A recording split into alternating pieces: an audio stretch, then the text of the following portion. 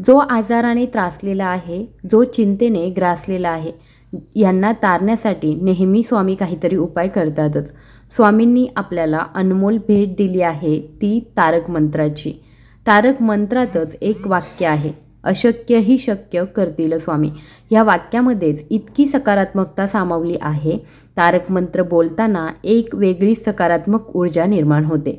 त्याचबरोबर मनावरचे ओझे कमी होते। आपली कोणतीही अडचण असेल, एखादे काम होत नसेल, प्रश्न सुटत नसेल तर मनापासून स्वामींचा तारक मंत्राचा पाठ करा। आपल्याला प्रचिती आल्याशिवाय राहणार नाही। तुमच्याही आयुष्यामध्ये असे जर काही प्रश्न असतील जे आपल्याच्याने सुटत नसतील तर ते स्वामींवरती सोडून द्या। पण ते कसे सोडायचे हाचा प्रश्न प्रत्येकाला पडतो आणि आपल्याला माहीत आहे की स्वामींचा प्रकट दिन आलेला आहे 10 एप्रिल 2024 रोजी। आज आहे 21 मार्च। 21 मार्चपासून तर 10 एप्रिलपर्यंत या 21 दिवसांच्या कालावधीमध्ये तुम्ही तारक मंत्राचं अनुष्ठान नक्कीच करू शकता। जर तुम्हाला या 21 दिवसांमध्ये शक्य नसेल, 11 दिवसांची तारक मंत्राची सेवा केली, तारक मंत्राचं अनुष्ठान केलं तरीही हरकत नाही। आता हे अनुष्ठान कसं करायचं, त्याच्यासाठी नक्की काय काय करायचं, ही सर्व माहिती तुम्हाला या व्हिडिओमध्ये बघायला मिळणार आहे। त्यामुळे व्हिडिओ अगदी शेवटपर्यंत बघत राहा। बघा, तुम्हाला जर आजपासून ही सेवा करायची असेल तर तुम्हाला आजच स्वामींच्या मठामध्ये जायचं आहे आणि स्वामींसमोर एक नारळ आणि खडीसाखर ठेवून यायचं आहे। सर्वात पहिली ही गोष्ट करा, जर तुम्हाला केंद्रामध्ये जाणं शक्य नसेल तर तुम्ही घरीसुद्धा स्वामींचा फोटो असेल, मूर्ती असेल तर तिथे हा नारळ स्वामींसमोर ठेवू शकता। आणि स्वामींना हा नारळ ठेवताना सांगायचं आहे की मी तारक मंत्राचं अनुष्ठान, मग तुम्ही 11 दिवसांचं करा, 21 दिवसांचं करा, हे करत आहे आणि ते माझ्याकडून कृपया करून घ्या। तुमची जी काही इच्छा आहे ती पण तुम्ही सांगू शकता। कोणतीही बाधा विघ्न न येता हे अनुष्ठान माझ्या हातून होऊ द्या, फक्त एवढंच आपल्याला महाराजांना इथे सांगायचं आहे। मग तुम्ही दुसऱ्या दिवशी, तिसऱ्या दिवशी जेव्हा कधी तुम्हाला जमेल तेव्हा हा नारळ आणि खडीसाखर केंद्रामध्ये पुन्हा ठेवून आला तरी हरकत नाही। तर सेवेला आजपासून सुरुवात करणार असाल तर आजपासून करा, उद्यापासून केली तरीही हरकत नाही, अगदी प्रकट दिनाच्या नंतर आपली सेवा संपली तरीही हरकत नाही। परंतु सेवेला नक्की सुरुवात करा ज्यांना अनुभव घ्यायचे असतील, कारण या कालावधीमध्ये महाराजांचं जे तत्व आहे ते अधिक जागृत असतं आणि त्याच्यामुळे ते जास्तीत जास्त आपल्याला प्रचिती देत असतात। तर आपण सेवा करणं हे महत्त्वाचं आहे आणि त्याच्यामुळे आपण तारक मंत्राचं हे अनुष्ठान जे आहे ती सेवा करू शकतो। बरेच जण स्वामी चरित्र सारामृताची सेवा करत असतीलच, त्याचबरोबर ज्यांना काही शक्य नाही तर त्यांनी तारक मंत्राची सेवा केली तरी हरकत नाही। ही सेवा कशी करायची, कशासाठी करायची हे तर तुम्हाला समजलं आहे। तर कशी करायची, करताना लक्षात ठेवा आपल्या घरामध्ये स्वामींचा फोटो किंवा मग मूर्ती असायलाच हवी। अगदी छोटी मूर्ती असेल, फोटो असेल तरी हरकत नाही, परंतु स्वामी आपल्यासमोर असायला हवेत। आणि आपल्याला याच्यासाठी संकल्पयुक्त सेवा करायची आहे। जर तुम्ही संकल्पयुक्त सेवा करत असाल तर त्याचा फायदा काय होतो की आपण व्यवस्थितरित्या ती सेवा जी आहे ती करत असतो, नियमात राहून आपण सेवा करतो आणि म्हणून संकल्पयुक्त सेवा जी आहे ती फलित जाते। तर आपल्याला काय करायचं आहे, संकल्प कसा घ्यायचा आहे, उजव्या हातावरती आपल्याला थोड्याशा अक्षता घ्यायच्या आहेत, फूल घ्यायचं आहे, हळद कुंकू घ्यायचं आहे आणि थोडंसं पाणी घ्यायचं आहे। महाराजांसमोर बसायचं आहे आणि खाली आसन असावं, एक दिवा प्रज्वलित केलेला असावा आणि आपल्या उजव्या हाताच्या खाली एक ताम्हण घ्या किंवा मग एखादी प्लेट घेतली तरी हरकत नाही। आणि त्याच्यामध्ये हातामध्ये जे पाणी घेतलेलं आहे तर ते पाणी जोपर्यंत हातामध्ये आहे तोपर्यंतच आपल्याला महाराजांना हे सांगायचं आहे की मी तुमचा एक भक्त आहे, गोत्र सांगा, गोत्र माहीत नसेल तर कश्यप गोत्र सांगा, तुमचं नाव सांगा आणि तुमची जी काही इच्छा असेल ती सांगा। तुम्ही किती दिवस ही सेवा करणार आहात, तारक मंत्राचं अनुष्ठान करणार आहात ते सांगा। 11 दिवसांचं करा, 21 दिवसांचं करा, जे काही तुम्ही करणार असाल ते महाराजांना सांगा आणि आपल्याकडून हे पूर्ण करून घ्यावे म्हणून महाराजांना प्रार्थना करा। त्याच्यानंतर हातातलं जे पाणी आहे, अक्षता आहे, त्या ताम्हणामध्ये टाका आणि या ताम्हणातलं पाणी जे आहे ते तुळस सोडून इतर कोणत्याही झाडांना तुम्ही घालून द्या। अशा पद्धतीने झाला संकल्प घ्यायचा किंवा मग हे झालं संकल्प घेणे। संकल्प घेतल्यानंतर आपल्याला सेवेला सुरुवात करायची आहे। आपण 11 दिवस 21 दिवस ही सेवा सलग करायची आहे। तर त्याच्यासाठी आपण काय करायचं आहे, घरामधलंच थोडंसं पाणी घ्यायचं आहे, ग्लासभर, तांब्याभर, जेवढं असेल तुम्हाला घेणं शक्य किंवा मग तुम्हाला जेवढं पाहिजे असेल तेवढं तुम्ही घेऊ शकता। तर जो ग्लास आहे तो घेतल्यानंतर काय करायचं, उजवा हात जो आहे तो ग्लासवरती ठेवायचा आहे आणि 11 वेळा महाराजांचा तारक मंत्र आपल्याला म्हणायचा आहे. तर हा तारक मंत्रसुद्धा तुम्ही 11 वेळा 21 वेळा म्हणू शकता.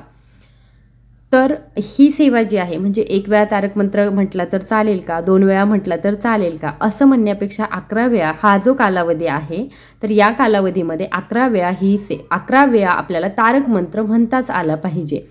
अगदी 10 ते 15 मिनिटांचं काम आहे, 15 मिनिट लागणार पण नाही, इतक्या पटकन ही सेवा जी आहे ती पूर्ण होत असते.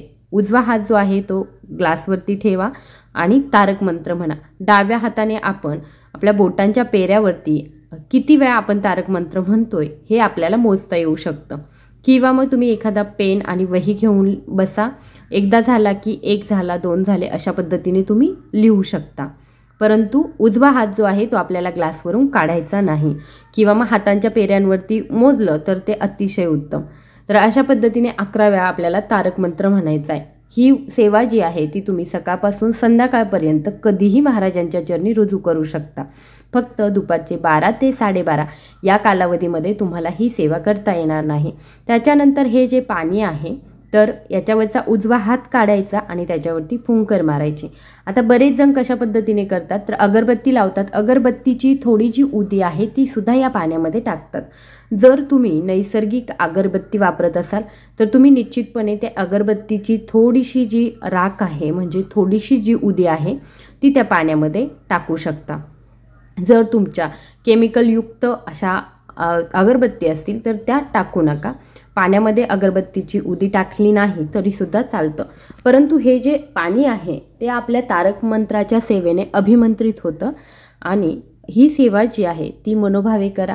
मध्येच कोणताही अडथळा येणार नाही याकडे लक्ष द्या. बऱ्याच जणांकडे मुलं असतात, मग आपण सेवा करतो, 5 मिनिटांच्या सेवेमध्ये 10 वेळा आपलं मूल आपल्याजवळ येऊन जाणार किंवा आपल्याला उठवण्याचा प्रयत्न करणार किंवा मग मध्ये मध्ये बडबड करणार. तर त्याच्यापेक्षा अशी वेळ बघा की जेव्हा तुम्हाला ती सेवा जी आहे ती करता येईल. तर अशा पद्धतीने आपल्याला हे जे पाणी आहे तारक मंत्राचं पाणी ते बनवायचं आहे. त्याच्यानंतर काय करायचं, हे जे पाणी आहे ते आपल्या घरातील प्रत्येक व्यक्तीला थोडं थोडं प्यायला द्यायचं आहे. आता बरेच व्यक्ती असे सुद्धा असतील की आम्ही हे पाणी पिणार नाही.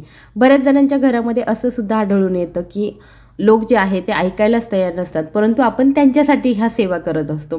तर काय करायचं, त्यांच्या जेवणामधून, कोणत्याही खाण्यामधून किंवा चहामधून सुद्धा तुम्ही हे पाणी जे आहे ते त्यांना देऊ शकता. कुणालाही न सांगता केलं तरी हरकत नाही. लहान मुलांना किंवा मग घरातली इतरही व्यक्ती असतील थोडं पाणी द्यायचं सर्वांना आणि त्याच्यानंतर थोडंसं जे पाणी आहे ते आपल्या घरामध्ये आपल्याला शिंपडायचं आहे. टॉयलेट बाथरूम या 2 जागा सोडून आपण सगळीकडे पाणी शिंपडायचं आहे. बघा तुम्ही 11 ते 21 दिवस जे आहेत ना त्या दिवसांमध्ये आपल्या घरामधलं वातावरण जे आहे ते महाराजांच्या कृपेने एकदम सकारात्मक होऊन जाईल. आता ही सेवा कोण करू शकतं, अगदी तुमच्या मुलांपासून मोठ्यांपर्यंत सर्वजण, महिला असतील, पुरुष असतील, मुलं मुली सर्वजण ही सेवा करू शकतात.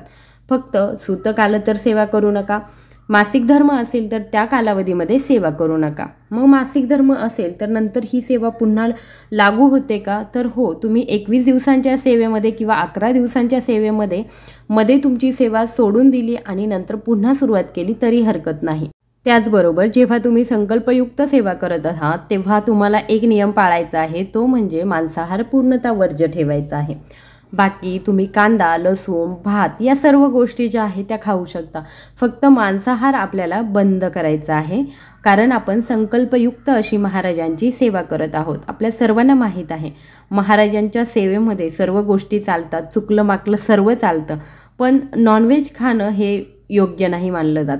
बाकी मग आपल्या हातून कितीही वेळा काहीही मंत्र म्हणताना चुकू द्यात किंवा काहीही सेवा करताना चुकू द्यात. आपण मानव आहोत, आपल्याकडून चुका ह्या होणार आहेत आणि महाराज आपल्याला त्या चुकांसाठी माफ पण करतात.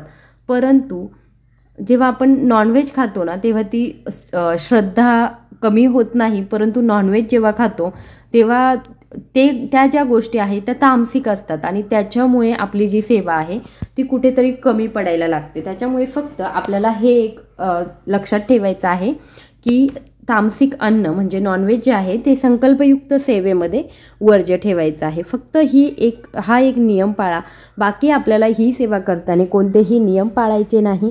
आणि 10 तारखेपर्यंत जर तुमची ही सेवा पूर्ण झाली, आजपासून सुरुवात केली आणि 10 तारखेपर्यंत जर तुमची ही सेवा पूर्ण झाली तर पुन्हा महाराजांच्या भेटीला आपल्याला केंद्रामध्ये जायचं आहे. 10 तारखेला महाराजांचा प्रकट दिन आहे. त्यावेळी मोठा सोहळा असतो केंद्रामध्ये आणि मग तुम्ही तेव्हा तिथे जाल तेव्हा तुम्हाला महाराजांच्या चरणी पुन्हा एक नारळ, खडीसाखर, फूल अर्पण करायचं आहे. आता तुम्ही म्हणाल हे अनुष्ठान करत असताना आपल्याला याची समाप्ती करायची आहे का? तर नाही, आवश्यकता नाही. जर तुम्हाला शक्य असेल किंवा वाटत असेल तर महाराजांच्या नावाने तुम्ही कोणत्याही व्यक्तीला घरामध्ये जेवायला बोलवू शकता, जेवण घालू शकता, असं काहीच नाही. तुम्हाला शक्य असेल तशी तुम्ही सेवा करू शकता. नाही बोलवलं, नाही जेवायला घातलं तरीही हरकत नाही. तर अशा पद्धतीने आपल्याला ही जी 21 दिवसांची किंवा मग 11 दिवसांची सेवा जी आहे ती करायची आहे. बघा, या सेवेने तुमच्या आयुष्यातील कठीणातील कठीण इच्छासुद्धा पूर्ण होतील. महाराजांच्या मनामध्ये जर त्या असतील तर, आणि त्या गोष्टी जर आपल्यासाठी चांगल्या असतील तर महाराज नक्कीच आपल्या आयुष्यामध्ये ते बदल घडवून आणतील. तर चला मग लागा तयारीला. आपल्या सर्वांना हे जे अनुष्ठान आहे ते करायचंच आहे आणि महाराजांचे भरभरून आशीर्वाद आपल्याला घ्यायचेच आहे. आय होप दिलेली माहिती तुम्हाला आवडली असेल तर जास्तीत जास्त लोकांपर्यंत शेअर करा. माझा आवाज पहिल्यांदाच ऐकत असाल तर चॅनलला सबस्क्राईब करा. धन्यवाद.